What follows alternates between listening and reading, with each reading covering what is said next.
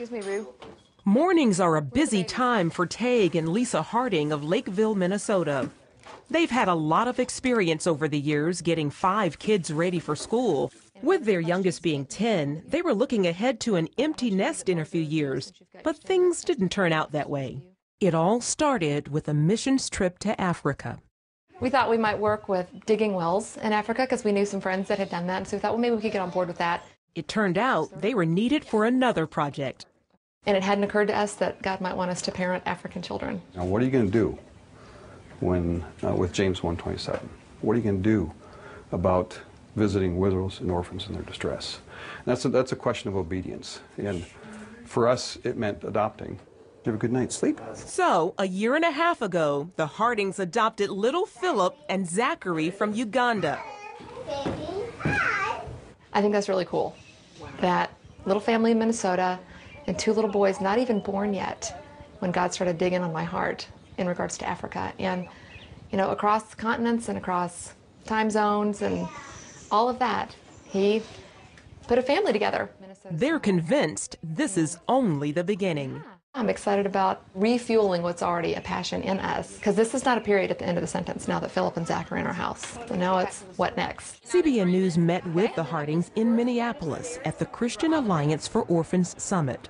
Hundreds have come from all around the country to this year's Adoption Summit, and they are motivated about fulfilling what they say is a biblical mandate to care for orphans. The growth has just been thrilling. You know, the first summit 6 years ago, there was about 35 people, and each year it's just grown, significantly. Last year there was a little more than 700 in Texas. This year there's more than 1,200 here in Minneapolis. It's how does God want to use us, and that's the spirit that you see here at the Orphan Summit. This couple adopted 3 sets of triplets from Russia, something their biological son is thankful for. I'm just so amazed at what God has done through the adoptions in our family. It just changed us so much, because the 3 oldest in our family have talked about if we had never had our younger siblings, we'd probably be a lot more self-focused and just have to share and have all the, leading your younger siblings, and also just to have a lot of fun as a big family, people counting us, and just drive a massive van. It's just a lot of fun. So we're so blessed by God, and just give thanks to Him for that. Some, like Kyle and Carolyn Tweetmeyer, also take in children considered unadoptable.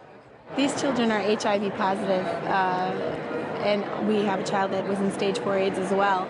CBN's Orphans Promise supports orphanages in Haiti and has built a training facility in Armenia. It's really exciting to see just the networking and to see how Orphans Promise fits into this whole picture of serving orphans around the world. A difference is also being seen here in the U.S. Sharon Ford oversees adoption and foster care programs in Colorado. She says thanks to God and faith partners in her state, the number of children waiting to be adopted has dropped by more than half over the past 5 years. The ultimate goal is 0. I realize that kids are always coming in the door, but wouldn't it be phenomenal to have no waiting kids? None. And that we would only have waiting families. Award-winning music artist Stephen Curtis Chapman and his wife Mary Beth have been champions of this cause for nearly a decade. The couple adopted 3 daughters from China. 2 years ago, their youngest daughter Maria died in a tragic accident. This little girl, God brought her into our family, and for her 5 years on this earth, we thought it was going to be 95, and still we'll wrestle until we see her again and see God with, why wasn't it? That's what we thought was the plan, God.